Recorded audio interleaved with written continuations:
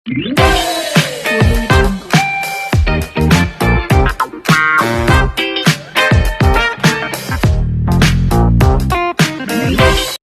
सभी को, मैं मत्तू केवट। मैं आज आपको इस वीडियो के माध्यम से हमारे द्वारा किए गए प्रदूषण और इधर उधर फेंके गए कचरों के बारे में मैं बताना चाहता हूं कि आप जो गंदगी कर रहे हैं या कचरा इधर उधर फेंक रहे हैं, तो क्या आप उसके बारे में जानते हैं? आप जानते हैं कि क्या आप कर रहे हैं? अपनी प्रकृति को और अपने वातावरण को हम कितना दूषित कर रहे हैं, इसके जिम्मेदार हम स्वयं ही हैं।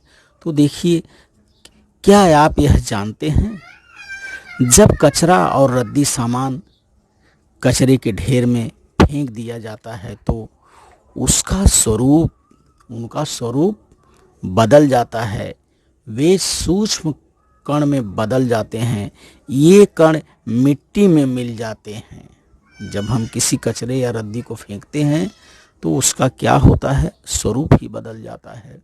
और किस तरह से इस प्रक्रिया को विघटन कहते हैं। इस प्रक्रिया को विघटन कहा जाता है। यह प्रक्रिया पानी, हवा, गर्मी और जीवाणुओं के प्रभाव से होती है। सभी चीज़ों का विघटन होता है, लेकिन अलग अलग चीज़ों के विघटन में लगने वाला समय जो है अलग अलग होता है। खाने की चीज़ों के विघटन में बहुत कम समय लगता है। सड़ी चीज़ों को लाल केंचुए वाले किसी डिब्बे या गड्ढे में ठीक से रखा जाए तो वे 2-3 सप्ताह में विघटित हो सकती हैं, लेकिन कचरे के ढेर में संतरा के छिलकों को विघटित होने में 6 महीने लग सकते हैं। जो हम संतरा का छिलका खा के फेंक देते हैं, उसको विघटित होने में 6 महीने लग सकते हैं। कागज जो है 2 से 6 सप्ताह में विघटित होता है और गत्ते अर्थात कार्डबोर्ड को 2 महीने लग सकते हैं। सूती कपड़े के छोटे टुकड़े 3 महीने में विघटित होते हैं। 3 महीने में विघटित होते हैं, लेकिन ऊनी कपड़े के लिए 1 से 5 साल लगते हैं। धातु, रबड़, प्लास्टिक से बनी चीज़ों को विघटित होने के लिए बहुत समय लगता है। तो इस तरह से ये जो अलग अलग पदार्थ हैं, उनको विघटित होने में अलग अलग समय लगता है। जैसे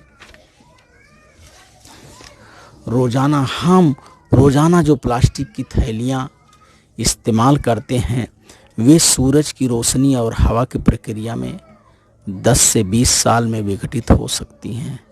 लेकिन कचरे के ढेर में फेंकी गई प्लास्टिक की थैलियों को सूरज की रोशनी और हवा ना मिलती तो उन्हें विघटित होने के लिए 1000 साल वर्ष लगते हैं।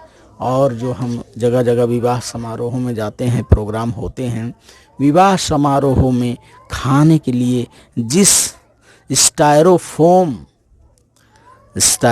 से बनाई गई थाली का उपयोग किया जाता है, उसके विघटन में लाखों साल लग सकते हैं।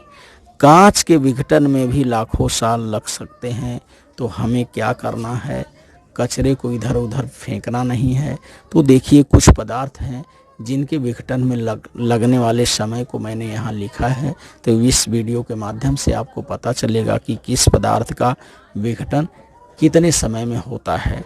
जैसे विघटन होने के लिए लगने वाला समय, कांच की बोतलों को विघटित होने में 10 लाख वर्ष लगते हैं।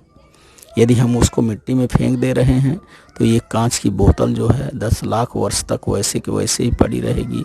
उसके बाद उसका विघटन होगा।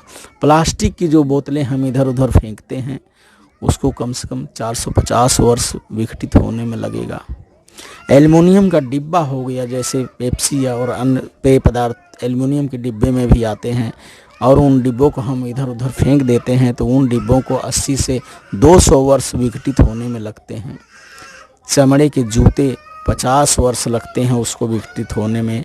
नायलॉन के धागे 30 से 40 वर्ष लग जाते हैं। सिगरेट के टुकड़े 1 से 5 वर्ष लगते हैं। संतरे के छिलके 2 से 5 सप्ताह लगते हैं। कागज़ के टुकड़े 2 से 4 सप्ताह लगते हैं। तो इसलिए आप विघटन की क्रिया इस तरह से होती है और यह बहुत धीमी गति से क्रिया होती है। तो हमें ध्यान क्या देना है, हमारे वातावरण को दूषित न करते हुए जो घर के कचरे हैं उसको व्यवस्थित और कचरे के डिब्बे में ही फेंकें ताकि उसका विघटन आसानी से हो सके। धन्यवाद सभी को।